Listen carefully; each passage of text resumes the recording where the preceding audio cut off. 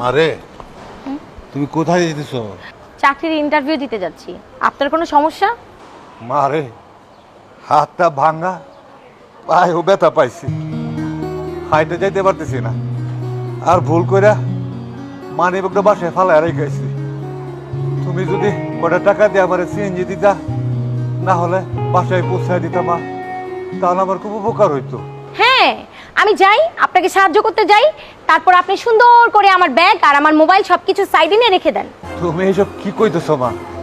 এই যে আমার হাতটা ভাঙা, পায়ে ব্যথা পাইছে, আমি এগুলা কেমনে করুম মা? এই হাতে কি লাগিয়েছেন? ভালোই তো ধান্দাবাজি শিখেছেন। কতদিন ধরে চলছে আপনাদের এই ব্যবসা?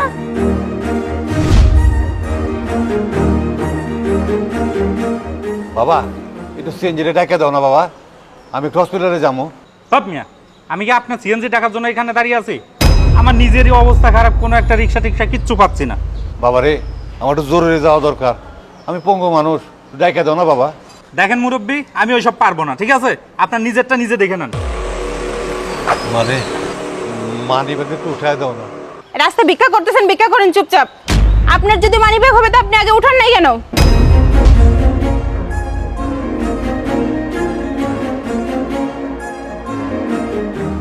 চাচা দাঁড়ান।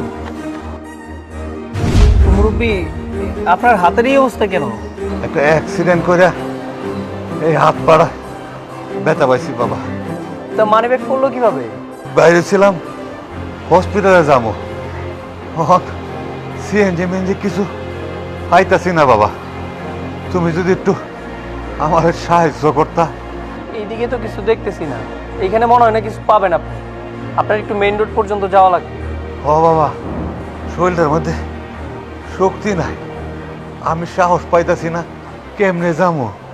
আচ্ছা, আমার হাতে তো আর সময় বেশি নাই, চলেন তবুও দেখি আপনার নিয়ে কতটুকু আগানো যায়। আচ্ছা বাবা, চলো চলো। এক্সকিউজ মি, আপনি কি এর আগে কোথাও কাজ করেছেন?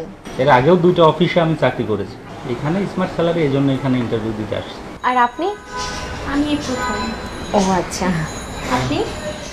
না, আমি এর আগে বেশ কয়েক জায়গায় কাজ করেছি, কিন্তু অফিস আমার বাসা থেকে অনেক দূর হয়ে যায়। আপনার ফাইল দেখার প্রয়োজন নেই। কি বলছেন ম্যাডাম? আমি কি কোনো অন্যায় করেছি? না, আপনি কোনো অন্যায় করেননি। তবে আপনি চাইলে এই মাসেই জয়েন করতে পারেন, আর যদি নেহাতি কোনো সমস্যা থাকে তাহলে আগামী মাসের 1 তারিখ থেকে জয়েন করুন। ম্যাডাম, আমি কিন্তু কিছুই বুঝতে পারছি না, আমি তো এখনো ইন্টারভিউ দিলাম না, তাহলে আমার চাকরিটা হলো কীভাবে? আপনার ইন্টারভিউ হয়ে গেছে। কখন হলো ম্যাডাম, একটু আমাকে বলেন প্লিজ।